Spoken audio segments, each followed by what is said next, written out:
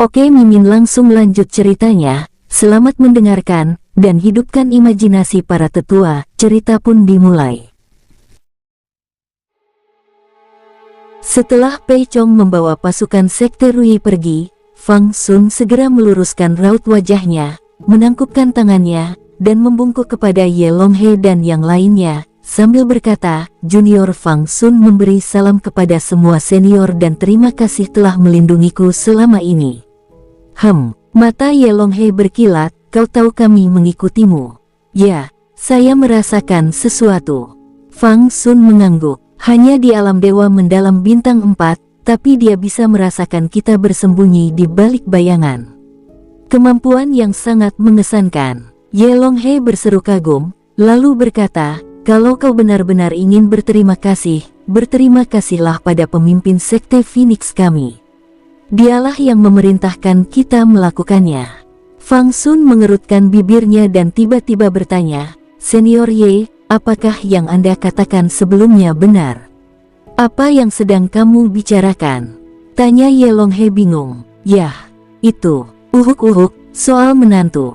Fang Sun sedikit malu. "Bocah nakal, kau." Sebelum Ye Longhe sempat berbicara, Su Yao, wajahnya memerah, meninjunya. "Saudari Su Yao, kau mungkin menganggap ini aneh, tapi aku percaya cinta pada pandangan pertama. Aku jatuh cinta padamu pada pandangan pertama, dan aku langsung menyukaimu," teriak Fang Sun sekuat tenaga. "Kau?" Su Yao berdiri tertegun sejenak, lalu menundukkan kepalanya dan berdiri kembali di belakang Ye Longhe. Adegan ini benar-benar membingungkan Ye Longhe. Wajah Fang Sun juga dipenuhi rasa gentar, tidak yakin bagaimana cara berbicara dengan Su Yao lagi. Ye Longhe memecah keheningan yang canggung, berkata, "Fang Sun, apa yang aku katakan tadi hanya candaan. Menjadi menantu Sekte Phoenix bukanlah pekerjaan mudah, apalagi menjadi menantu ketua sekte. Kau harus siap untuk itu."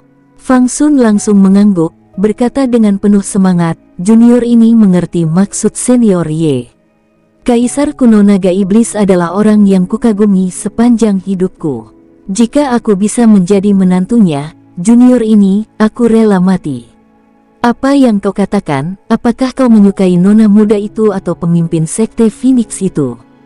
Ye Longhe mengerutkan kening dan berkata, "Jadi, menurutmu, jika pemimpin sekte itu bukan kaisar kuno naga iblis, kau tidak akan menyukai nona muda itu?" Tidak, aku."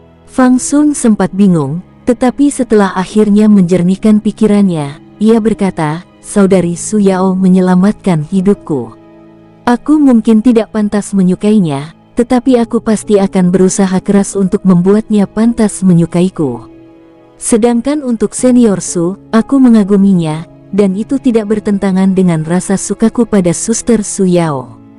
"Hahaha, lidahmu tajam sekali, nak." Ye Longhe tentu saja mengerti maksudnya dan langsung tertawa terbahak-bahak. Fang Sun melirik Ye Longhe, lalu Su Yao, lalu mengertakkan gigi dan berkata, "Senior, saya akan mengingat jasa Anda yang telah menyelamatkan nyawaku. Jika tidak ada yang lain, saya permisi dulu." Mendengar dia akan pergi, Su Yao akhirnya mendongak. Ye Longhe juga berkata, "Apa yang membuatmu terburu-buru? Waktu sangat penting. Aku sudah bilang aku akan bekerja keras untuk mendapatkan hak menyukai Suster Su Yao, jadi aku pasti tidak akan membuatnya lama menunggu." Mendengar ini, mata Su Yao sedikit berbinar. Ye Longhe kemudian berkata, "Memiliki ambisi itu bagus, tapi kau tidak bisa terburu-buru begitu saja. Kami datang ke sini atas perintah pemimpin sekte untuk menanyakan apakah kau ingin bergabung dengan Sekte Phoenix." Dia belum menyebutkan syarat darah emas bawaannya, khawatir Fang Sun dan Su Yao tidak akan bisa menerimanya. Faktanya, Ye Longhe sangat mengagumi Fang Sun. "Kau pasti pernah dengar kalau Sekte Phoenix itu kaya raya. Selama kau bergabung dengan Sekte Phoenix dan menunjukkan bakatmu, Sekte Phoenix akan menghujanimu dengan sumber daya yang tak terhitung jumlahnya. Kecepatan kultivasimu pasti jauh lebih cepat daripada kau berkultivasi sendiri, dan itu juga akan mendekatkanmu dengan nona muda," goda Ye Longhe. Dalam pandangannya, selama Fang Sun benar-benar menyukai Su Yao, dia pasti akan memilih bergabung dengan Sekte Phoenix hanya untuk melihat Su Yao setiap hari, apalagi sumber daya. Yang mengejutkan Ye Longhe, Fang Sun benar-benar menolak. Sekarang bukan saatnya untuk bergabung dengan Sekte Phoenix. Fang Sun menarik napas dalam-dalam, menangkupkan tangannya sebagai salam, dan berkata, "Terima kasih atas semua ucapan baik kalian, para senior. Saya merasa terhormat, namun, saya orang yang berprinsip dan tidak suka mengandalkan orang lain. Yang saya inginkan adalah pertama-tama memiliki kemampuan sendiri, lalu memiliki hak untuk menyukai Suster Su Yao, baru kemudian bergabung dengan Sekte Phoenix. Bukan bergabung dengan Sekte Phoenix dulu, baru kemudian memiliki hak untuk menyukai Suster Su Yao." Ini agak sulit diucapkan, tetapi semua orang mengerti apa yang dimaksud Fang Sun. Menjadi orang yang kuat terlebih dahulu, lalu dapat bergabung dengan Sekte Phoenix dengan hati nurani yang bersih. Daripada bergabung dengan Sekte Phoenix berdasarkan hubungannya dengan Su Yao, yang akan menimbulkan gosip di belakangnya. Memang, pemikiran Fang Sun agak keras kepala. Namun baginya, ini adalah hal yang benar untuk dilakukan. Su Yao sangat cantik, sangat berbakat, dan putri Su Han. Pasti ada banyak orang di Sekte Phoenix yang mengaguminya. Fang Sun, orang luar, hanya berada di alam dewa mendalam bintang 4. Dia mungkin bahkan tidak memiliki kualifikasi untuk mendekati Su Yao, apalagi menyukainya. Jika dia benar-benar bergabung dengan Sekte Phoenix dan mendapatkan banyak sumber daya melalui koneksi Su Yao, maka tidak peduli seberapa berbakatnya Fang Sun, dia pasti akan dipandang rendah. Sederhananya, bergabung dengan Sekte Phoenix akan memungkinkan Fang Sun akan dibenci dan bahkan diremehkan oleh banyak orang. Ye Longhe menatap Fang Sun cukup lama sebelum mengerutkan kening dan berkata, "Kau yakin? Dalam beberapa hal, kau berbeda dari yang lain. Jika kau menolak kali ini, kau harus melihat apakah pemimpin Sekte Phoenix mengizinkanmu bergabung lain kali." Su Yao juga menatap Fang Sun, matanya dipenuhi kecemasan. Dari sudut pandangnya, dia tentu berharap Fang Sun akan bergabung dengan Sekte Phoenix. Ini tidak ada hubungannya dengan apakah dia menyukai Fang Sun atau tidak, tetapi dia mengetahui potensi dan karakter Fang Sun. Namun kali ini Fang Sun mengecewakannya. "Tenang saja, senior, saat aku bergabung dengan Sekte Phoenix, aku pasti tidak akan diremehkan." Aku benar-benar tidak menyangka ini." Ye Longhe menggelengkan kepalanya pelan. Bagi seorang jenius, bergabung dengan Sekte Phoenix adalah pilihan terbaik, tapi yang kau pikirkan hanyalah harga diri. "Kalau aku tak punya nyali, bagaimana aku bisa menyebut diriku sebagai kultivator?" balas Fang Sun. Ye Longhe terkejut. Semua orang terkejut. Bahkan mata Su Yao yang tadinya redup pun berangsur-angsur menjadi cerah. "Hahaha, kata-katamu telah membangunkan kami dari tidur. Kamilah yang terlalu berpikiran sempit." Ye Longhe tertawa terbahak-bahak. "Anak baik, apapun keputusan pemimpin Sekte Phoenix, aku akan mengawasimu. Jangan mengecewakanku." Sambil berbicara, dia mengepalkan tinjunya. Di dalamnya ada batu kenaikan. Awalnya ditujukan pada Fang Sun, Ye Longhe tiba-tiba berubah pikiran. Jika Fang Sun sungguh-sungguh punya tulang punggung dan kemampuan, maka dia secara alami akan memperoleh batu kenaikan. Kalau tidak, dengan tingkat kultivasinya yang hanya berada di alam Suan Sen bintang 4, bahkan jika ia diberi batu kenaikan, ia hanya akan menjadi umpan meriam. "Kamu punya pilihan, dan aku tidak bisa mengendalikannya, tapi setidaknya kamu harus memberiku waktu, dan memberi Nona waktu juga, kan?" Ye Longhe berkata, "Aku tahu kau ingin menjadi orang kuat sebelum bergabung dengan Sekte Phoenix, tapi apa maksud orang kuat? Alam dewa kuno adalah orang kuat, alam suci adalah orang kuat. Berapa tahun lagi kau berencana membuat kami menunggu? 1000 tahun, 10.000 tahun, atau 100.000 tahun? Jika memang selama itu, hati Nona mungkin akan membeku." "Paman Ye." Su Yao tak kuasa menahan diri untuk mencubit Ye Longhe.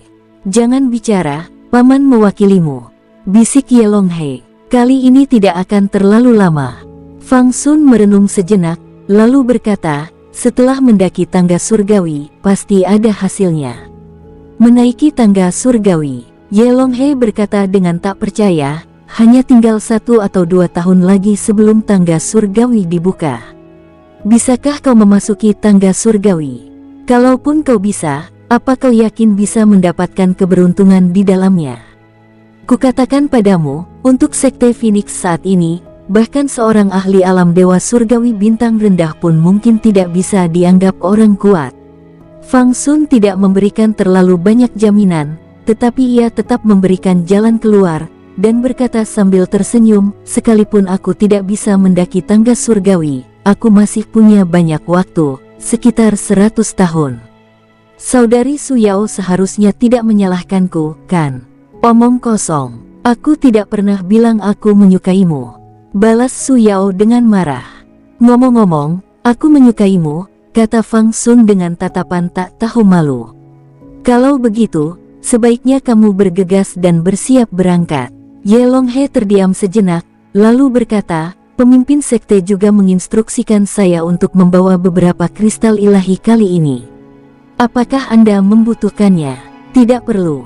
Fang Sun menolak mentah-mentah tanpa bertanya berapa banyak kristal suci tersebut. Setelah memutuskan untuk tidak meminta bantuan Sekte Phoenix, dia tidak akan menerima sumber daya apapun dari Su Han. Bahkan 1 kristal suci pun. Anak baik, kau benar-benar punya nyali, seru Ye Longhe. Junior ini akan pergi sekarang, Suster Su Yao. Saat Fang Sun berbalik, dia tiba-tiba mengirim pesan telepati ke Ye Longhe, tolong minta senior Ye untuk memberitahu Master Sekte Su bahwa segel yang kumiliki disebut segel Kongtong. Baiklah, aku akan. Ye Longhe hendak mengangguk tanpa sadar, tetapi dia tiba-tiba berhenti di tengah kalimatnya. Saat berikutnya, apa? Desahan tak terkendali keluar dari bibir Ye Longhe. Namun, itu hanyalah transmisi telepati yang tidak dapat didengar orang lain, tetapi dilihat dari perubahan emosi Ye Longhe, mereka tahu bahwa dia sangat terkejut saat itu. Salah satu dari 10 artefak ilahi kuno, segel Kongtong. Ye Longhe mendongak, ingin mendengar jawaban, tetapi sosok Fang Sun sudah menghilang. Berdiri di sana, Ye Longhe linglung untuk waktu yang sangat lama. Baru setelah Su Yao menariknya, ia tersadar. Paman Ye, ayo kita kembali, kata Su Yao. Oh, baiklah. Ye Longhe sangat terkejut. Dia melirik Su Yao dan bertanya lewat telepati, Nona, apakah Fang Sun pernah memberitahumu apa tanda misteriusnya? Sepertinya Paman Ye sudah tahu. Su Yao berkata tanpa daya, itu memang segel Kongtong, salah satu dari 10 artefak dewa kuno. Ya Tuhan, kata Ye Longhe tak percaya. 10 artefak ilahi kuno semuanya adalah benda legendaris. Pedang Suan, lonceng Dong Huang, kapak Pangu, kuali pemurnian iblis, Fuxikin, menara Haotian, kuali Senong, segel Kongtong, cermin Kunlun, batu Nuwa. Bagi generasi-generasi berikutnya, hal itu sama sekali tidak mungkin, bahkan banyak yang mengatakan bahwa tempat itu telah hancur dan tidak ada lagi. Tapi saat ini, Sekte Phoenix sendiri memiliki 3 item, pedang Suan, Fuxikin, dan kuali pemurnian iblis. Dan sekarang, segel Kongtong lainnya telah muncul. Apakah benda-benda mengerikan yang telah lenyap di telan roda waktu ini perlahan-lahan bangkit dan muncul kembali? Bocah nakal, seharusnya kau mengatakannya lebih awal. Ye Longhe mengabaikan identitas Su Yao dan mengeluh, dia punya artefak kuno. Meskipun kultivasinya rendah dan bakatnya lemah, lalu kenapa? Dipilih oleh artefak kuno berarti dia jelas bukan orang biasa. Jika dia bergabung dengan Sekte Phoenix, kita akan punya 4 artefak kuno. Saat berbicara, Ye Longhe mengungkapkan penyesalan yang mendalam. Kalau saja aku tahu Fang Sun memiliki artefak kuno, apa yang akan aku bicarakan dengan semua omong kosong tentang tulang punggung itu? Orang seperti ini pasti akan meraih prestasi besar di masa mendatang, jadi apa gunanya punya tulang punggung? Paman Ye, bisakah kamu berhenti bersikap materialistis? kata Su Yao tanpa daya. Zat, Ye Longhe melotot dan berkata, kalau ayahmu tidak materialistis, hidupmu tak akan senyaman sekarang. Kalau semua orang didorong oleh integritas, Sekte Phoenix mungkin sudah musnah sejak lama. Baiklah, aku salah. Su Yao menjulurkan lidah kecilnya. Kalau ketua sekte tahu, tunggu saja dia memarahimu. Ye Longhe mendengus. Sekarang dia mengerti mengapa Fang Sun, yang hanya memiliki tingkat kultivasi alam dewa mendalam bintang 4, masih mampu lolos dari kejaran seorang kultivator alam dewa surgawi bintang 7. Kekuatan mengerikan yang dapat dilepaskan oleh artefak kuno yang lengkap berada di luar imajinasi para pembudidaya di generasi selanjutnya. Bahkan jika Ye Longhe tidak tahu untuk apa segel kongtong itu, ia hanya perlu tahu bahwa itu adalah salah satu dari 10 artefak dewa kuno. Pantas saja kau begitu percaya diri, pantas saja kau tak mau hidup dari sekte Phoenixku, ternyata kau punya segel kongtong. Ye Longhe semakin marah semakin ia memikirkannya, berpikir dalam hati, anak nakal ini, kukira dia benar-benar punya nyali. Tapi ternyata dia berani mengatakan hal-hal ini karena dia percaya diri. Akhirnya, dia memberitahuku apa arti segel kongtong. Untuk membuatku menyesal. Untuk membuat pemimpin sekte memohon padanya untuk bergabung dengan sekte Phoenix. Apa dia pikir dia begitu hebat hanya karena dia punya artefak kuno? Apa dia tidak tahu kalau sekte Phoenixku juga punya 3 artefak kuno? Paman Ye, tolong jangan marah. Melihat ekspresi Ye Longhe yang terus berubah, Su Yao berkata dengan agak malu, ini semua salahku. Aku minta maaf padamu. Tolong maafkan aku, oke? Baiklah, baiklah, aku tidak akan memaafkanmu, tapi apa yang akan kulakukan? Aku akan menghajarmu, kata Ye Longhe kesal. Jika kau benar-benar ingin memukulku untuk melampiaskan amarahmu, maka aku tidak akan melawan, kata Su Yao dengan memelas. Yang kamu lakukan hanyalah bertingkah lucu. Ye Longhe langsung dikalahkan olehnya dan berkata tanpa daya, ayo cepat kembali.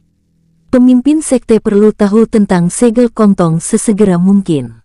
Paman Ye, yang sebenarnya ingin kukatakan adalah, karena Fang Sun memberitahumu bahwa itu adalah segel kongtong, itu membuktikan bahwa dia percaya pada sekte Phoenix dan memang bersedia bergabung, kata Su Yao. Tentu saja aku tahu. Kalau tidak, aku pasti sudah menemukan cara untuk merebut segel kongtong miliknya. Ye Longhe mencibir, dasar bocah nakal, kau baru saja bilang kau tidak menyukainya, tapi sekarang kau membelanya. Benar kata orang, anak perempuan tumbuh dewasa dan meninggalkan rumah, selalu berpihak pada orang luar. Pemimpin sekte akan patah hati kalau tahu. Apa yang kukatakan semuanya benar. Su Yao menghentakkan kakinya dengan marah. Sekte Phoenix, Aula Phoenix. Dia menolak. Mata Su Han berkedip. Agak mengejutkan, tetapi juga sesuai harapan. Hasil ini tidak menimbulkan banyak perubahan dalam suasana hatinya, dia tetap tenang. Ye Longhe mengangguk pelan dan menambahkan, anak itu memang punya keberanian. Kau sangat menghormatinya, bukan? Kata Su Han sambil tersenyum tipis. Bawahanmu tidak berani. Ye Longhe langsung tersenyum kecut dan berkata, beraninya aku menghakimi menantu ketua sekte seperti itu. Ini hanya komentar biasa, tidak lebih. Menantu apa? Paman Ye, jangan bicara omong kosong. Su Yao menghentakkan kakinya dengan cemas, ayah, Fang Sun dan aku tidak punya hubungan yang mendalam. Aku hanya menyelamatkannya sekali, dan kami hanya sesekali berhubungan sejak itu. Baru sebentar, bagaimana mungkin sampai ke titik membahas pernikahan? Tolong jangan terlalu dipikirkan. Kalau memang sampai seperti itu, aku sendiri yang akan memberitahumu. Ngomong-ngomong, dia sangat menyukaimu, kan? Kata Su Han. Su Yao tersipu dan tetap diam. Sepertinya begitu, jawab Ye Longhe mengangguk. Siapapun yang menyukaimu punya peluang 50% untuk menjadi menantuku, jadi tentu saja aku akan memperhatikannya. Su Han menatap Su Yao dan berkata, Yaoer, aku sudah bilang sebelumnya kalau kamu mau cari pasangan, aku nggak akan ikut campur. Aku nggak peduli latar belakang keluarganya, kualifikasinya, atau tingkat kultivasinya. Tapi harus ada satu hal, kamu anakku, darah daging ibumu dan aku. Kalau dia memperlakukanmu dengan buruk, sama saja dia menyakiti ibumu dan aku. Kamu mengerti? Yaoer mengerti, kata Su Yao lembut. Fang Sun masih perlu diselidiki lebih lanjut, tapi sejauh ini, karakternya terlihat cukup bagus, tambah Su Han. Master Sekte, dia tampaknya sangat mengagumimu, kata Ye Longhe. Mengagumiku. Su Han menggelengkan kepalanya dan tersenyum, banyak orang mengagumiku, dia pikir dia siapa? Ye Longhe mengangguk, setuju sepenuh hati. Su Yao tak dapat menahan diri untuk bergumam, ayah yang narsis. Apa katamu? Tidak, kataku ayah benar. Itu bagus. Uhuk. Ye Longhe menyela perdebatan antara ayah dan anak itu, dengan berkata, Master Sekte, apakah Anda tahu apa tanda misterius milik Fang Sun? Segel Kongtong. Su Han bertanya balik. Mata Ye Longhe melebar, Master Sekte sudah tahu. Mungkinkah Nona yang memberitahumu? Akulah yang paling menyedihkan, yang selalu tidak tahu apa-apa. Aku tidak mengatakan itu. Su Yao segera membalas. Bagaimana pemimpin sekte mengetahuinya? Aku sudah menduganya. Su Han mendesah pelan, menatap ke kejauhan seolah mengenang, lalu bergumam lirih, selain segel Kongtong, tak ada artefak lain di dunia ini yang mampu melintasi kehampaan dan memiliki kecepatan yang bahkan sulit ditandingi oleh seorang kultivator alam dewa surgawi bintang 7, meskipun ia baru berada di alam dewa mendalam bintang 4. Seperti yang diharapkan dari pemimpin sekte. Ye Longhe tersentak, sekali lagi terkesan dengan pengalaman luas Su Han. Jelas, Su Han benar-benar telah menebak segel Kongtong, itulah sebabnya dia tetap tenang saat Su Han menyebutkannya. Itulah 10 artefak dewa kuno, siapa yang akan tetap tenang setelah mendengar itu? 4 artefak kuno telah muncul. Su Han berkata perlahan, dari 10 artefak iblis yang sebanding dengan senjata dewa kuno, 2 telah muncul, pedang kaisar matahari dewa dan pedang jahat hukuman surgawi. Ras iblis telah melahirkan leluhur darah, dan iblis ekstrateritorial akan segera menyerang. Apakah masa depan dunia ini benar-benar akan berubah? Waktu berlalu dengan cepat, dan tanpa disadari, 6 bulan telah berlalu. Pada hari ini, Su Han sedang berkultivasi sambil duduk bersila. Medan bintang tingkat atas yang tenang tetap tidak terganggu, seperti lembaran kaca yang halus. Bagian atasnya terang, dan bagian bawahnya gelap. Area tingkat 3, Gunung Jinghong. Meski disebut Gunung Jinghong, sebenarnya ini adalah jajaran gunung yang sangat luas. Membentang tanpa akhir, bagaikan naga raksasa yang melingkar, dengan diameter yang sangat besar dari timur ke barat. Bahkan indera ilahi dewa sejati pun tak mampu melihat ujungnya sekilas. Banyak kultivator menjelajahi Gunung Jinghong, yang kaya akan ramuan obat yang disebut rumput naga ilahi. Ramuan ini tidak hanya dapat dijual dengan harga tinggi, tetapi juga dapat diserap dan dimurnikan secara langsung untuk meningkatkan kultivasi seseorang. Tentu saja, rumput naga ilahi ini memiliki efek terbesar pada kultivator alam dewa sejati. Jika seorang kultivator alam roh mengonsumsinya, efeknya akan minimal. Namun, rumput naga ilahi dapat dimurnikan menjadi pil yang dapat dikonsumsi oleh mereka yang berada di alam ilahi. Oleh karena itu, rumput naga ilahi ini dijual di area level 4, dan kristal ilahi yang bisa diperolehnya lebih berharga daripada yang diperoleh dengan mengonsumsinya secara langsung. Selain rumput naga ilahi, ada juga banyak binatang ilahi tingkat 3 di Gunung Jinghong. Inti binatang suci sangat berguna bagi para kultivator, tetapi sulit dibunuh jika levelnya sama. Mereka yang mengincar binatang suci biasanya merupakan tim kecil yang terdiri dari 10 orang atau lebih. Gunung Jinghong, di lembah tertentu, puluhan sosok mengelilingi binatang dewa, aura mereka terus-menerus melonjak. Dilihat dari bintang-bintang di antara alis mereka, yang terlemah adalah seorang kultivator alam dewa sejati bintang 2, dan yang terkuat adalah seorang kultivator alam dewa sejati bintang 7. Salah satu pria paruh baya itu adalah salah satu dari sedikit dewa sejati bintang 7. Di bawah kakinya ada tubuh yang menghirup lebih banyak udara daripada yang dihembuskannya. Pasukan naga gila, kalian semua akan mati dengan mengerikan. Meskipun pria yang terinjak-injak itu sangat lemah, ia tetap mengerahkan seluruh tenaganya dan meraung kepada pria paruh baya itu, "Kau menyerangku dari belakang. Kau hina dan tak tahu malu. Aku akan menghantuimu bahkan sebagai hantu." Kraak! Pria paruh baya itu menghentakkan kakinya, dan orang lainnya langsung meninggal. Sungguh tidak berguna. Yang bisa kau katakan hanyalah kata-kata tidak berguna ini. Sambil mendengus dingin, lelaki paruh baya itu memandang makhluk besar yang sudah hampir mati tak jauh dari situ. Binatang bumi, binatang dewa tingkat ketiga, satu dari sedikit binatang dewa yang memiliki 2 inti kristal. Binatang suci setingkat ini akan sangat sulit dibunuh oleh seorang kultivator alam dewa sejati. Jika pria paruh baya dan kelompoknya melawannya sendirian, mereka tidak akan sebanding dengan binatang Netherworld. Akan tetapi, mereka ada di sini untuk memanfaatkan situasi, bukan untuk memperjuangkan hidup mereka. Jika burung bangau dan kerang bertarung, nelayan mendapat untung. Mengingat kondisi Netherworld Beast saat ini, mereka dapat dengan mudah membunuhnya. Inti kristal binatang Netherworld ini seharusnya bernilai setidaknya 400.000 kristal dewa, kan? Hahaha, kita untung besar. Kali ini besar banget, ya. 2 inti kristal jika digabungkan setidaknya bernilai 800.000 kristal ilahi. Jika ditambah bulu, daging, dan sebagainya, nilainya bisa mencapai 1 juta kristal ilahi. Suara-suara gembira datang dari mana-mana, 1 juta kristal ilahi sudah cukup untuk membuat mereka sangat gembira. Yang paling penting, jutaan kristal suci ini hadir tanpa perlu usaha apapun. Menunda hanya akan menimbulkan masalah. Cukup omong kosongnya, mari kita hadapi binatang Netherworld dulu, kata pria paruh baya itu dengan suara berat. Bagus. Kelompok itu mengangguk. Lalu sosok mereka berkelebat, mengelilingi Netherworld Beast di tengah.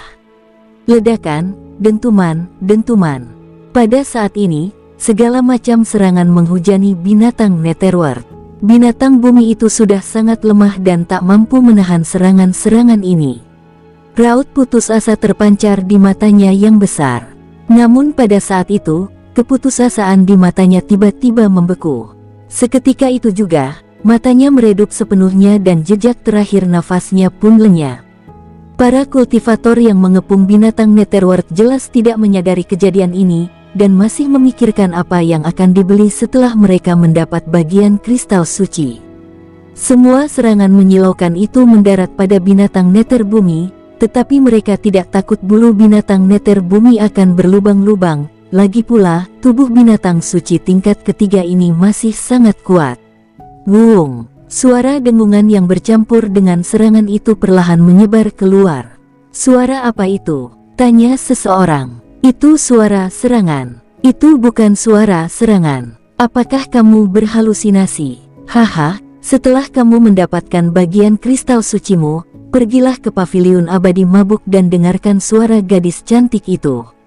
Suara tawa meledak di sekeliling mereka, perlahan-lahan membuat orang yang awalnya bingung menjadi tenang. Dia mengira dirinya salah dengar. Namun sebelum ia bisa benar-benar rileks, suara dengungan itu terdengar lagi. Wung! Rasanya seperti ada yang memainkan sitar, suaranya bergema sepanjang masa. Bukan hanya orang ini saja yang mendengarnya, tetapi semua orang lainnya juga. Bes! Seberkas cahaya tiba-tiba melesat keluar dari bawah Netherworld Beast, seketika membentuk pilar cahaya yang melesat lurus ke langit. Apa itu? Ini adalah pertanyaan terakhir yang ditinggalkan oleh pria paruh baya itu dan orang lain sebelum kematian mereka. Tiba-tiba, berkas cahaya itu berubah menjadi bidang datar dan menyebar cepat ke segala arah.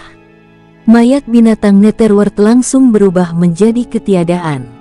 Pria paruh baya itu dan puluhan orang lainnya tidak bereaksi apa-apa, mereka lenyap tak berbekas akibat penyebaran cahaya itu. Seluruh lembah menjadi sunyi pada saat itu. Hanya sinar cahaya itu yang terus menyebar.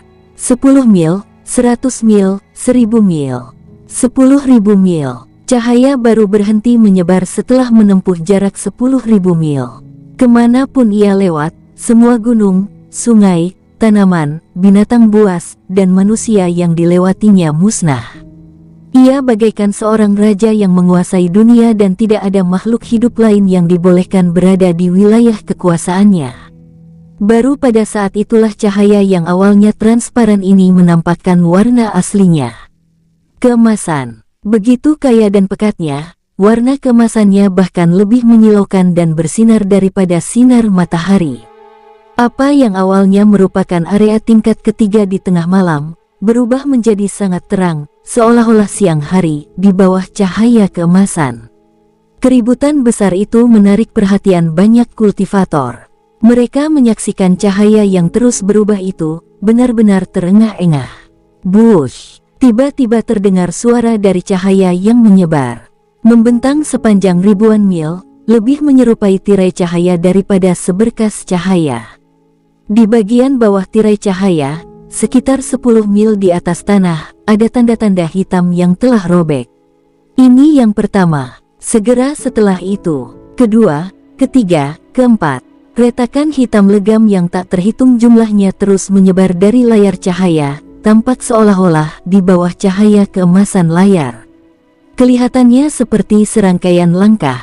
Ini, seseorang menatap layar cahaya dan retakan itu, dan setelah beberapa saat terdiam tertegun, tiba-tiba berteriak, "Tangga surgawi." Apa? Kata-kata ini segera menimbulkan kegemparan di Gunung Jinghong. Tangga menuju surga, bagaimana mungkin? Bukankah tangga surgawi seharusnya dibuka setahun dari sekarang? Kok dibuka lebih awal? Pembukaan tangga surgawi tidak pernah dibatasi waktu. Pepatah kuat bahwa tangga itu akan terbuka dalam setahun hanyalah prediksi. Tangga surgawi telah terbuka.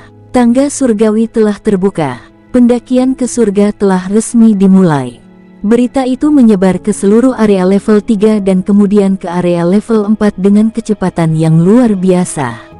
Berita itu menyebar ke 7 wilayah utama, 4 prefektur utama, dan setiap sudut lapangan bintang superior.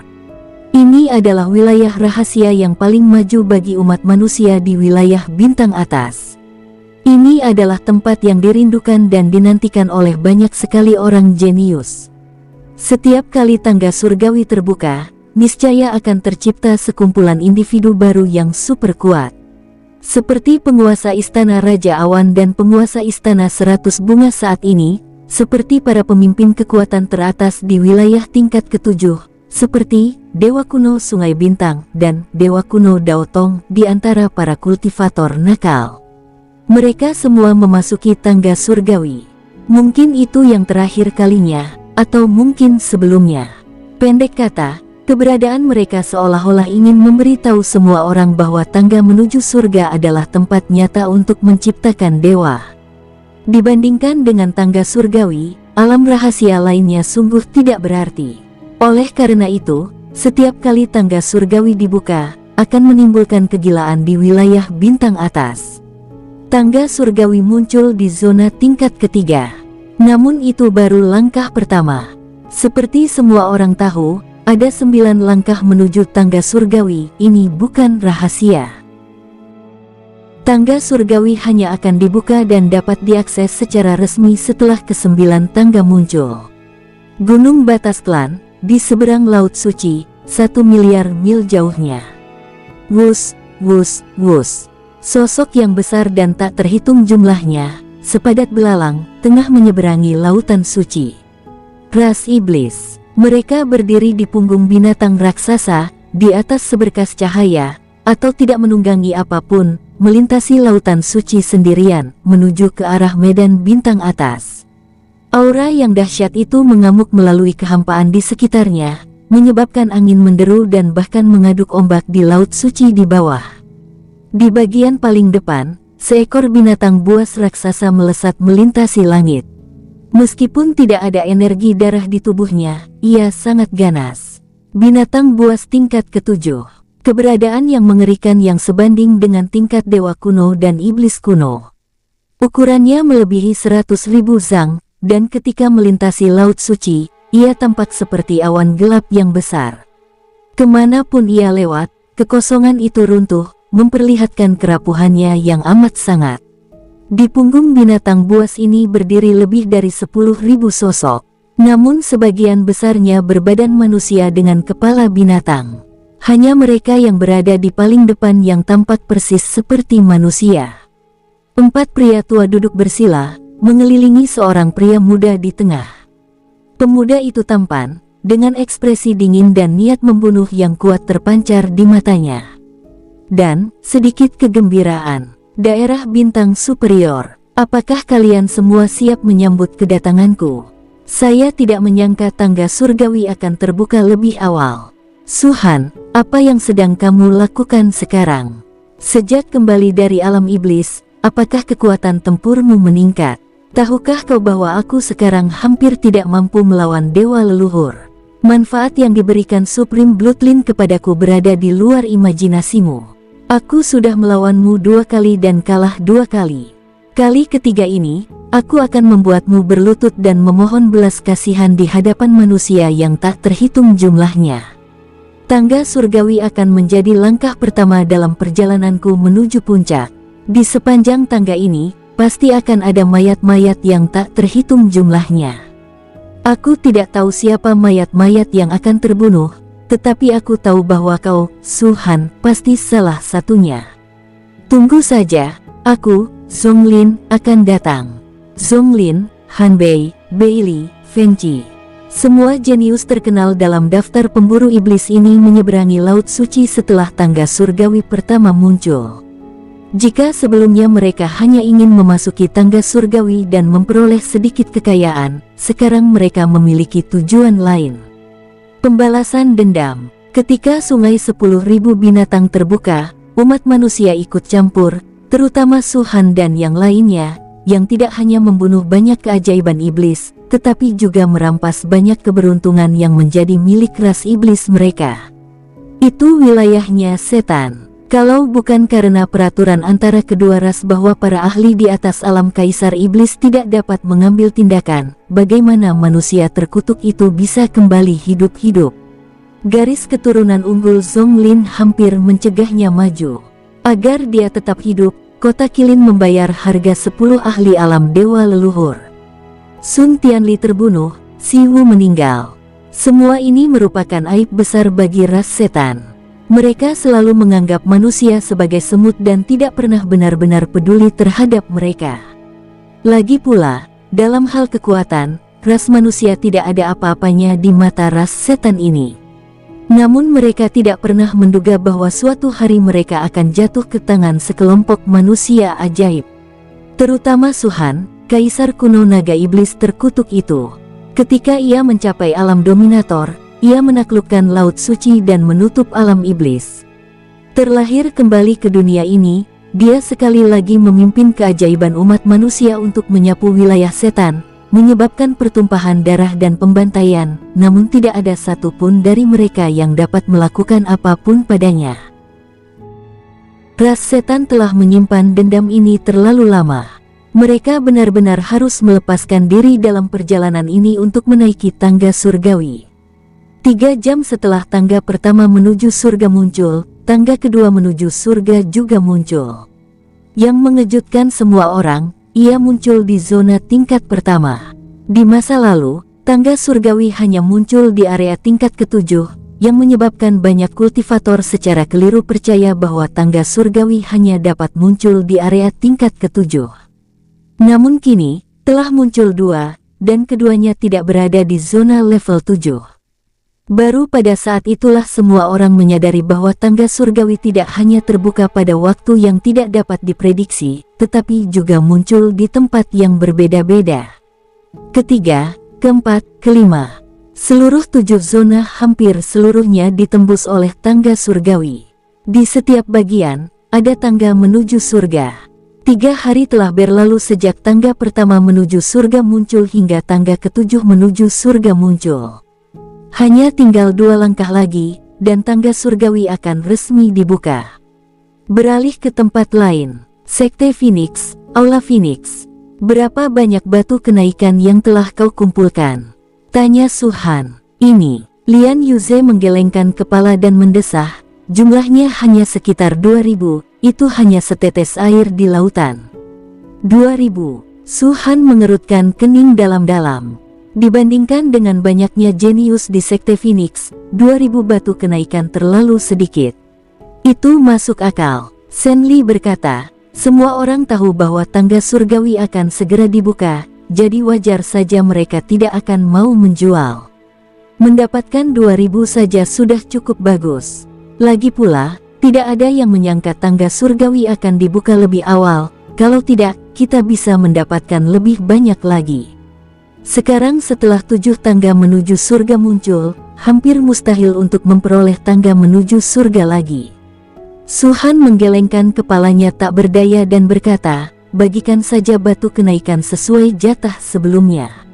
Sebarkan dari area level 1 ke area level 7, dan jangan biarkan semuanya berkumpul di depan tangga surgawi. Ya, jawab Lian Yuze. Kuota telah ditetapkan, jadi tentu saja mereka yang memiliki kualifikasi tertinggi diberi prioritas. Semua anggota 100.000 pengawal ilahi dingin suci yang memiliki atribut fisik khusus ada di antara mereka. Sisanya dibagi di antara para prajurit, penyihir, dan lainnya. Tentu saja, semua anggota tingkat tinggi Sekte Phoenix memilikinya. Tangga surgawi terbuka kapan saja. Tangga itu akan tertutup sepenuhnya hanya ketika seseorang memperoleh keberuntungan terakhir itu. Su Han berkata dengan suara berat, katakan pada mereka semua untuk mengingat kata-kata Master Sekte ini, ketika tidak ada bahaya, cobalah untuk meningkatkan kultivasi mereka secepat mungkin. Setelah ini, Sekte Phoenix kita tidak perlu bersembunyi lagi. Ya, jawab semua orang mengangguk. Sekarang, mari kita bicara tentang tangga menuju surga. Su Han berkata, sebelumnya, penguasa Istana Raja Awan telah menyampaikan pesan kepada Sekte Phoenix kita, memberitahu kita beberapa detail tentang tangga surgawi. Kalian harus mencatatnya menggunakan kristal memori dan kemudian membagikannya kepada anggota yang akan memasuki tangga surgawi. Ada 9 anak tangga menuju surga, tetapi begitu kalian mencapai ketinggian tertentu, anak tangga tersebut secara bertahap akan menyatu menjadi satu. Di tangga surga, keberuntungan tak mengenal ketinggian. Kalian mungkin menerima keberuntungan yang tak bisa kalian dapatkan bahkan saat kalian menginjak anak tangga pertama. Atau kalian mungkin tak menerima keberuntungan sama sekali saat kalian menginjak anak tangga ke 10.000. Peluang yang didapat dengan menaiki tangga surgawi bisa acak atau dapat dilacak, tergantung situasinya. Perlu dicatat bahwa peluang yang dapat dilacak umumnya lebih kuat daripada peluang yang muncul secara acak. Karena itu, jangan mengandalkan keberuntungan. Jika ada petunjuk, kalian masih bisa menyelidikinya jika kalian mampu. Jumlah anak tangga yang dibuka setiap kali tangga surgawi berbeda-beda. Terakhir kali ada 9.999 anak tangga, sebelumnya 8.000, dan sebelumnya lagi 15.000. Konon katanya, semakin banyak anak tangga menuju surga, semakin banyak pula keberuntungan yang akan datang. Setiap 1000 langkah adalah sebuah tonggak. Selama seseorang bisa melewatinya, terlepas dari apakah kau menerima keberuntungan atau tidak, tangga surgawi akan menganugerahkanmu kekuatan langit dan bumi untuk menempa tubuh fisikmu dan meningkatkan kultivasimu. Ini juga tujuan kedua, berusahalah mendaki setinggi mungkin. Semakin tinggi kau mendaki, semakin banyak yang akan kau dapatkan. Tangga menuju surga penuh dengan bahaya besar, tetapi juga memiliki banyak jalan pintas. Mampukah Anda menemukan jalan pintas tersebut dan menghindari bahaya tersebut tidak hanya bergantung pada keberuntungan, tetapi juga pada kekuatan Anda. Begitu kau memasuki tangga surgawi, kau harus menjaga batu surgawi tetap melekat erat di tubuhmu. Terkadang, batu surgawi bisa menjadi penyelamatmu. Begitu batu kenaikan hancur, kau akan langsung dikeluarkan oleh tangga kenaikan, dan itu tidak akan berguna berapapun batu kenaikan yang kau miliki. Pada waktu berikutnya, Su Han banyak berbicara tentang tangga surgawi. Semua itu diceritakan kepadanya oleh Kepala Istana Raja Awan dan Kepala Istana 100 Bunga, karena Su Han belum pernah memasuki tangga surgawi sebelumnya. Jelas, pengalaman-pengalaman ini sangat praktis, seperti pentingnya batu kenaikan. Selain itu, ada satu hal terakhir. Suara Su Han berubah serius. Kali ini, tangga surgawi akan dibuka bukan hanya untuk manusia, tetapi juga untuk iblis. Kalian semua pernah ke alam iblis, jadi kalian tahu bahwa para iblis jenius itu bukan orang yang mudah ditaklukkan. Kalian harus memberitahu semua orang yang memasuki tangga surgawi bahwa betapapun besarnya kebencian di antara kedua ras, jika kalian bukan tandingan mereka, segeralah melarikan diri, meskipun itu berarti mengorbankan harta kalian. Ya, Master Sekte. Ekspresi semua orang menegang. Pergi dan bersiaplah. Su Han melambaikan tangannya dan bergumam, pertempuran sesungguhnya akhirnya dimulai. Beralih ke tempat lain, aula utama Istana Yun. Sosok-sosok yang tak terhitung jumlahnya berdiri di sini, tampak berdempetan. Mereka berdiri tegak, ekspresi mereka serius, dan meski jumlah mereka banyak, mereka tidak bersuara. Di bagian paling depan, utusan kekaisaran, pelayan istana, dan utusan kekaisaran termasuk Shen Tianli semuanya menatap penuh harap ke arah pintu masuk aula utama. Hari ini, sang penguasa istana muncul dari pengasingannya. Mereka tidak ingat sudah berapa tahun sejak terakhir kali mereka bertemu dengan penguasa Istana Awan. Selain itu, penguasa Istana Awan sangat sulit ditemukan dan jarang menunjukkan wajahnya di depan umum, sehingga banyak utusan di sini yang belum pernah bertemu dengan penguasa Istana Awan sejak mereka bergabung dengan Istana Awan dan menjadi utusan istana. Pemimpin salah satu dari 4 wilayah besar, penguasa super di wilayah bintang atas, eksistensi tingkat atas yang mampu menekan suatu wilayah. Bagaimana mungkin seisi istana Yunwang tidak gembira mendengar kepergiannya dari celah gunung itu? Bahkan di antara penduduk Cloud King's Mansion, penguasa Cloud King's Mansion yang legendaris ini memiliki kedudukan lebih tinggi di hati mereka dibandingkan dengan alam suci yang belum pernah mereka lihat sebelumnya. Alam suci hanyalah sesuatu yang pernah mereka dengar, tetapi penguasa istana Raja Awan akan segera muncul di hadapan mereka secara langsung. Di wilayah bintang kelas atas, sosok seperti kepala istana Raja Awan benar-benar dewa. Ada yang mengatakan bahwa penguasa istana Yun, seperti penguasa istana Baihua, penguasa istana Daming, dan penguasa istana Jingan, merupakan ahli puncak alam dewa kuno. Ada yang mengatakan bahwa kekuatan tempur Raja Awan telah melampaui ketiga raja lainnya, mencapai tingkat setengah orang suci, sebanding dengan Ratu Kehancuran.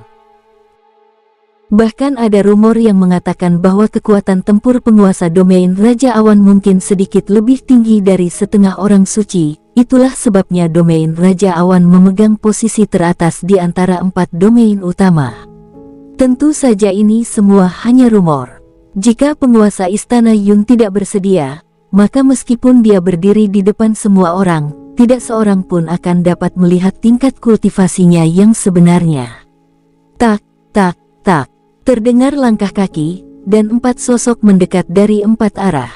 Mereka adalah 4 master istana, Dewa Kuno Petir, Dewa Kuno Makna Sejati, Dewa Kuno Roh Raksasa, dan Dewa Kuno Taizong. Salam, Kepala Istana. Suara-suara hormat segera terdengar dari seluruh penjuru, dan semua orang membungkuk, termasuk beberapa utusan kekaisaran tingkat pertama. Ketiga pemimpin kuil lainnya tidak menanggapi, hanya Dewa Petir yang tampak mengangguk sambil tersenyum lembut. Setelah mereka tiba, mereka tidak banyak bicara, melainkan membungkuk sedikit, seolah menunggu sesuatu. Kerumunan itu segera dipenuhi dengan kegembiraan, tatapan mereka ke arah pintu masuk aula utama terbakar dengan semangat dan kekaguman yang tampaknya membakar mereka. Wung, ruang itu tiba-tiba berdengung. Tak seorang pun merasakannya, kecuali para dewa kuno dari istana Yunwang dan keempat penguasa istana, yang pupil matanya sedikit mengerut. Bes, seakan-akan sebuah portal telah muncul, sesosok yang tampak sangat muda keluar dari portal itu. Ia tampak seperti baru berusia awal 20-an, dengan rambut panjang tergerai berwarna merah kebiruan. Fitur-fiturnya yang tegas membentuk wajahnya yang tampan, dan banyak sekali wanita yang terpikat olehnya saat itu. Semua orang tercengang di depan aula tengah. Kesunyian. Mereka semua menatap kosong pada sosok itu, seakan-akan satu-satunya hal yang tersisa di dunia saat itu hanyalah sosok itu.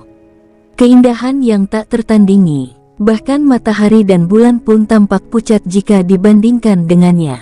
Uhuk-uhuk, batuk lembut tiba-tiba terdengar, menusuk telinga semua orang dan mendarat di jiwa mereka. Raungan dahsyat memenuhi pikiran mereka, seakan-akan 10.000 tahun telah berlalu, dan semua orang kembali sadar. Salam, Tuan Istana. Keempat ketua aula mula-mula menarik napas dalam-dalam, lalu membungkuk sedikit. Berikutnya muncullah alam dewa kuno lainnya. Baru pada saat itulah semua orang menyadari bahwa lelaki tampan di hadapan mereka, yang tampak seperti anak ajaib, tak lain adalah tuan dari istana Raja Awan. Wus! Semua orang membungkuk serempak. Kami memberikan penghormatan kepada tuan penguasa istana. Teriakan itu memekakkan telinga, bagaikan guntur. Suara-suara itu, yang dipenuhi kegembiraan dan kegirangan, menyatu menjadi badai yang menyapu keluar dari pusatnya. Kalimat salam, Tuan Istana, tidak hanya terdengar di Istana Yunwang, tetapi di seluruh wilayah Istana Yunwang. Tuan Yun telah keluar dari pengasingannya. Ya Tuhan, satu lagi pakar yang tak tertandingi. Apakah ini saatnya meninggalkan celah gunung juga untuk tujuan menaiki tangga surgawi? Mengingat tingkat kultivasi Master Istana Raja Awan, dia pasti mengincar gua setengah suci, kan? Di dalam wilayah Istana Yunwang, banyak sekali orang yang mendongak, menatap ke arah Istana Yunwang, dan berbisik di antara mereka. Saat ini, di depan aula tengah Istana Yunwang, Tuan Yun melirik ke arah kerumunan di bawah dan mengangguk sambil tersenyum. Kemudian, dia menatap keempat kepala istana dan berkata dengan lembut, "Kalian semua telah mengalami masa-masa sulit beberapa hari terakhir ini. Penguasa prefektur telah membangun fondasi, yang perlu kita lakukan hanyalah menjaganya. Tak perlu bicara tentang kesulitan." Dewa kuno makna sejati menggelengkan kepalanya sambil tersenyum kecut. Banyak orang yang meyakini bahwa keempat penguasa istana tersebut seusia dengan penguasa istana Yunwang, namun kenyataannya tidak demikian. Dewa petir, dewa makna sejati, dan dewa leluhur agung semuanya adalah junior di hadapan Master Istana Raja Awan. Hanya dewa kuno roh raksasa yang merupakan tokoh dari era yang sama dengan penguasa Istana Raja Awan. Oleh karena itu, saat penguasa Istana Raja Awan menampakkan diri, dewa kuno roh raksasa membungkuk, tetapi wajahnya tidak menunjukkan banyak rasa hormat, sebaliknya, wajahnya menunjukkan campuran kerumitan dan kelegaan. Dia menjabat sebagai kepala Istana Yunwang sepanjang hidupnya. Dia belum kembali. Tuan Yun menatap Dewa Petir.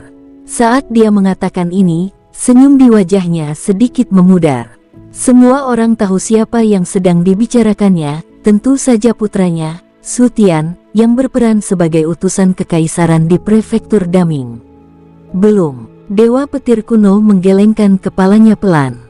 Setelah ragu sejenak, Dewa Petir berkata lagi, "Tuan Prefektur, tidak perlu khawatir.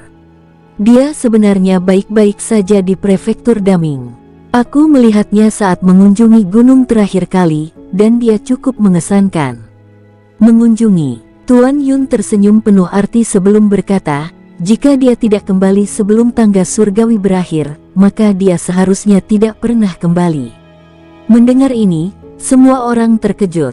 Penguasa Istana Yunwang tidak banyak bicara mengenai masalah ini, tetapi mengganti pokok bahasan. "Apakah Senior Su baik-baik saja?" "Senior Su." Semua orang diam-diam menggerakkan sudut mulut mereka. Dibandingkan dengan Su Han, tampaknya Tuan Istana Yun lebih senior. Namun, ini hanya pemikiran. Setiap orang memiliki kepribadian yang berbeda. Hanya saja, Tuan Istana Yun tampak lebih tenang daripada Su Han.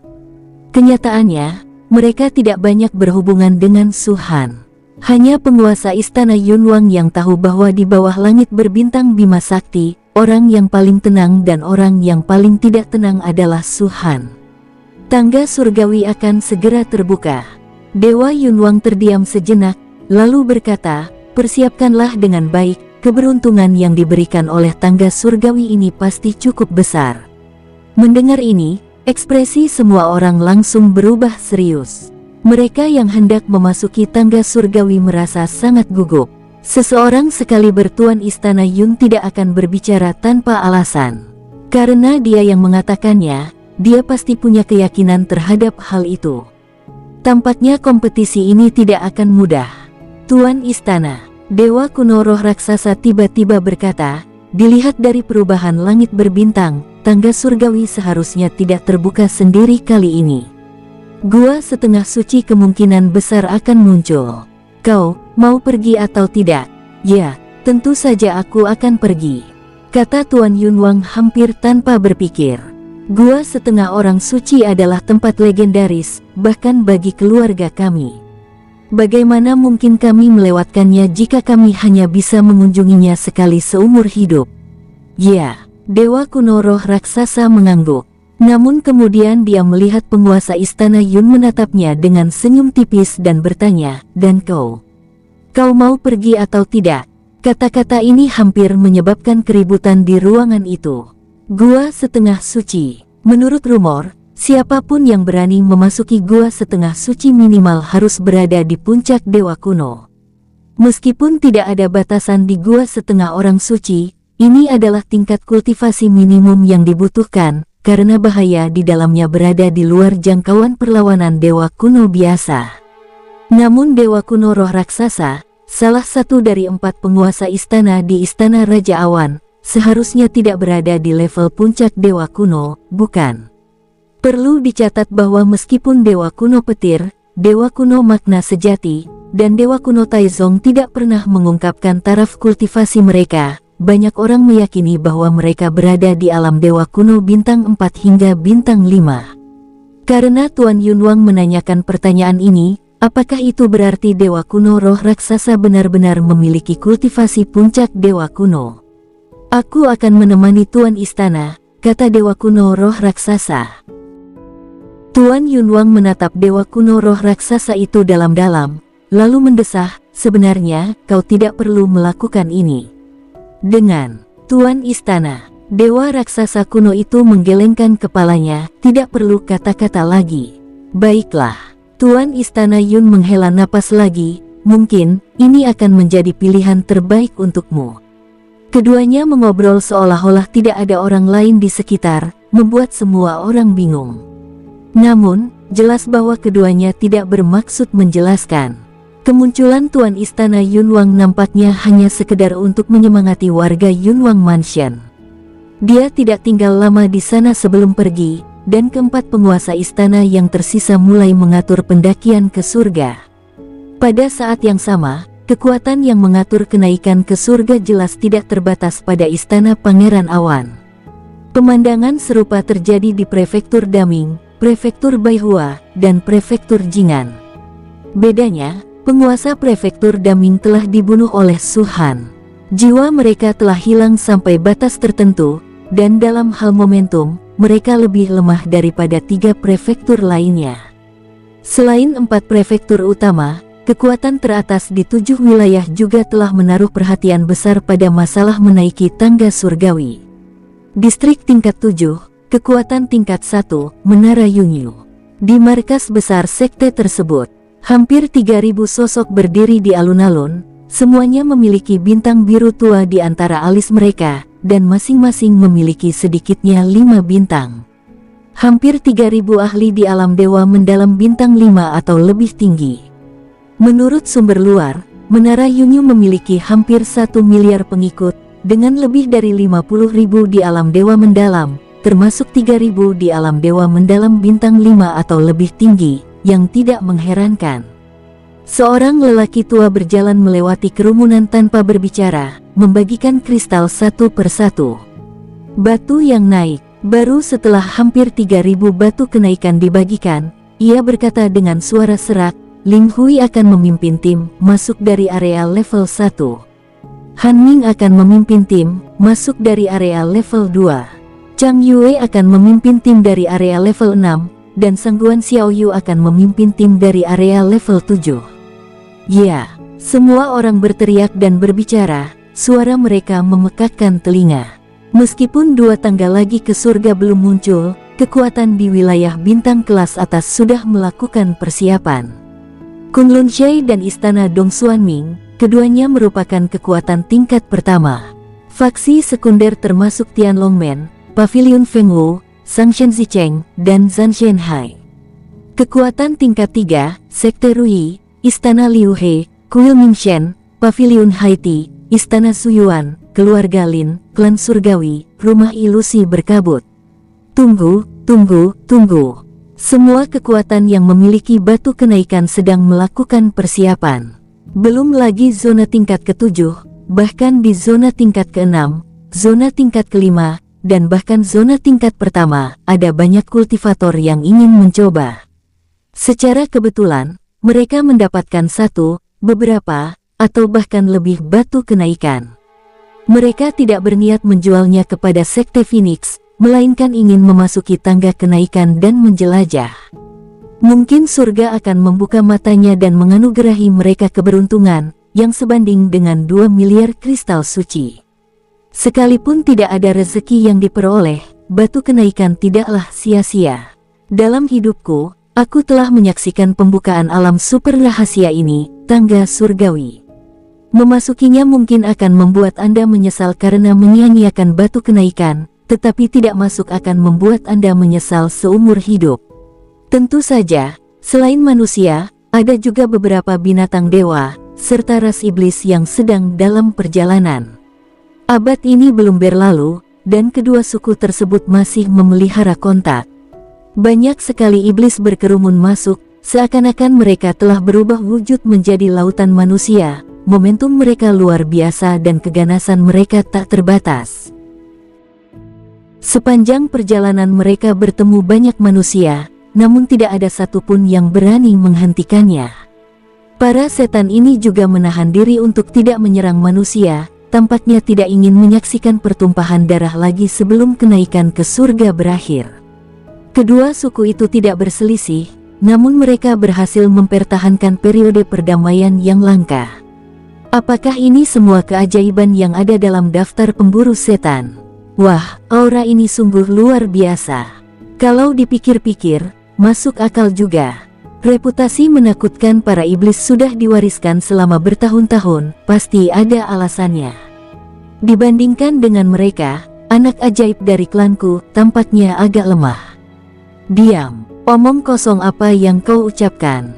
Kau hanya meningkatkan moral mereka sementara moral kita sendiri terpuruk. Kau pikir kau mau jadi antek-antek setan itu? Sekalipun kau mau, mereka takkan mau menerimamu. Cek-cek, yang di paling depan pasti Zonglin. Setan nomor 1 dalam daftar perburuan setan adalah sosok yang mengerikan. Bakat macam apa yang dimilikinya hingga ia memenuhi syarat untuk menjadi nomor 1? Melihat mereka berdua, dilihat dari potretnya, mereka seharusnya Han Bei dan Feng Qi, kan? Tidak ada yang istimewa tentang mereka, mereka hanya setan yang berpakaian seperti manusia. Kita lihat saja nanti, setiap kali tangga surgawi terbuka, semuanya akan terpantul. Meskipun kita tidak bisa melihat apa yang telah mereka peroleh, kita bisa tahu siapa yang lebih kuat dan siapa yang lebih lemah. Harapan umat manusia kini bergantung pada Pangeran Bintang 4 dan keturunan 9 dewa. Di mana kau taruh Su Baliu? Ya, Su Han juga sangat kuat. Kuharap mereka bisa membawa kejayaan bagi umat manusia kita. Su Baliu mampu menciptakan alam berdaulat di kehidupan sebelumnya dan mengalahkan iblis. Di kehidupan ini, iblis-iblis itu pasti bukan tandingannya. Aku ingin tahu, antara Su Baliu dan Zonglin, keduanya berada di peringkat pertama dalam daftar perburuan, siapa yang lebih kuat? Diskusi pun marak, dan kegaduhan menyebar di mana-mana. Banyak setan yang tidak dapat menahan diri untuk mengusik telinganya, mereka sudah bosan mendengar kata-kata ini. Saat mereka melewati 6 zona utama dan mencapai tepi zona ke-7, mereka mendengar orang-orang berbicara lagi, dan mereka akhirnya tidak dapat menahan diri lebih lama lagi. Su Baliu, itu orang bermarga Su. Dia bukan siapa-siapa. 4 putra bintang dan keturunan 9 dewa hanyalah sampah bagi Yang Mulia. Sekelompok orang yang kalah, apakah mereka benar-benar berpikir mereka layak duduk sejajar dengan Yang Mulia? Kita bisa dengan mudah mengalahkan mereka di kandang kita sendiri, dan kita bisa menghancurkan mereka dengan mudah di kandang mereka sendiri. Mendengar ini, umat manusia menjadi pucat pasi karena terkejut. Bersambung, sampai jumpa di episode berikutnya. Semoga kalian semua terhibur. Terima kasih, bye-bye.